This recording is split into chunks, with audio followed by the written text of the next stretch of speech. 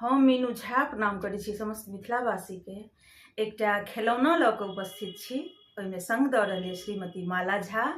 धन्यवाद। जय मिथिला, जय मैथिली। पिया मार्शल से झट चले आबे हा, कने नैना नैना में लबे हा। पिया मार्शल से झट चले आबे हा, कने नैना नैना में लबे हा। धने हमर कहल तो करे हा, हमर अम्मा के आदर करे हा।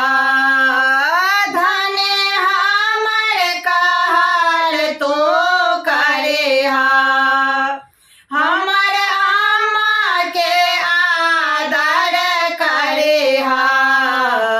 पिया अम्मा ने तो हर सोहाए, ओत कोबरे सौसे कराए। पिया मार्शल से झट चले आबे हा, कने नैना नैना में लबे हा। धनी हमर कहल कने करे हा, हमर बहिन के आदर तो करे हा।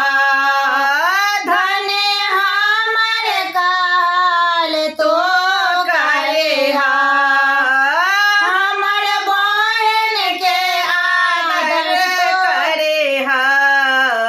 पिया बहिन ने तो हर सोहाए, ओत कोबरे सौ चुगले लगाए।